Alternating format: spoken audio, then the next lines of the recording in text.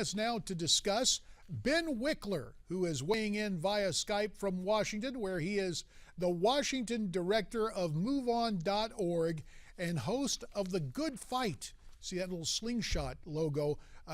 Ben, your chance to pick up that slingshot and go after Tom Tillis. You think Senator Hagan is going to hang on to this seat, huh? I think she is. I think this is going to be a beautiful, bright blue spot on the political map this fall. And, if you look at the race, this is a state where women are supporting Kay Hagan by a 21-point margin. That's not a lead. That's a landslide. And it's an appropriate one, given that Tom Tillis has apparently thought he could run a men-only campaign. He didn't just cut education funding by $500 million. He also said in the primary that he thinks states should be able to ban contraception. And he supported personhood amendments, which could make birth control pills illegal. Now, men-only campaigns might have worked, a century ago, but ever since the 19th Amendment to the Constitution, women have the right to vote too. And that means Tom Tillis is in trouble. Oh, well, we thought you might come loaded for bear with talking points. That's why we also invited our friend Javier Manjarres, who is a blogger extraordinaire with the Shark Tank political blog covering Florida and elsewhere. And he joins us from the newsroom. So, Javier, maybe you heard that litany of insults toward Republicans and toward Tom Tillis. Policy facts. Good to see you, Javier. Nice to see you, and that's just par for the course for Ben. Look, if he thinks it's a shining blue star, a star in the night for Republic or Democrats, so be it. I don't. It could very well turn out that she does win that race, but it is close. And what does that say about her candidacy or her incumbency?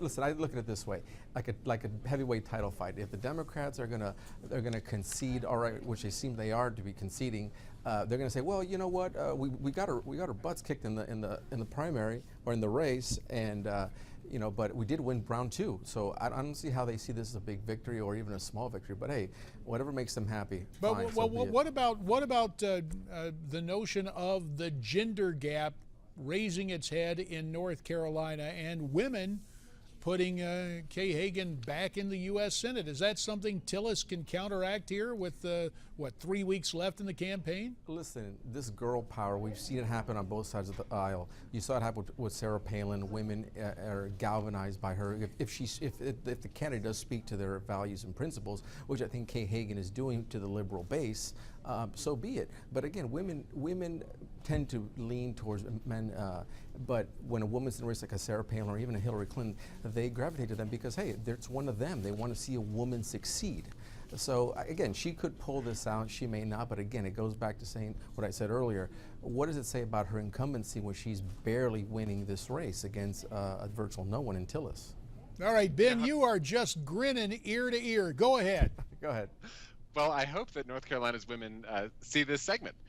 Tar Heel women have, been watching not only Tom Tillis's policies, but also the kind of tone of disrespect that he's used throughout the campaign. In the first debate, Senator Hagan kept calling Speaker Tillis, and he kept calling her Kay. He seems to think that women aren't paying attention to the policies or the consequences of their policies, but they can actually experience them every day.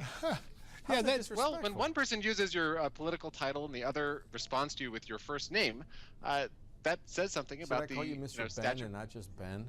I guess. Well, I'm calling you Javier. You're calling me Ben, and call we're me both Senor calling JD. Javier, please. Yeah, we're all on a first name basis here. But see, this is the whole thing. Nowadays, it's more not a show of disrespect. It's an informality built upon the fact that there should be a conversation and give and take among people to try. I think that's a bridge too far, Ben. Besides, if you want to talk about North Carolina women, my dear mother and my sister are North Carolina women, probably watching this morning, and I'm not sure your arguments are going to convince them to join the Kay Hagan column. I agree with former Congressman J.D. Hayworth. Oh, yes, sir. I thank you, Mr. Manjarres. Senor Manjarres, I appreciate the points of view that both of you bring to this discussion. And Mr. Wikler, we understand.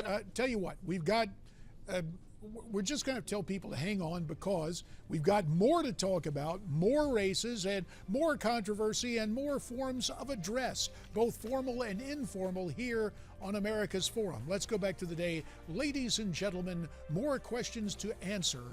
What's going to happen in West Virginia, for example? Please join us again, won't you? We'll be right back.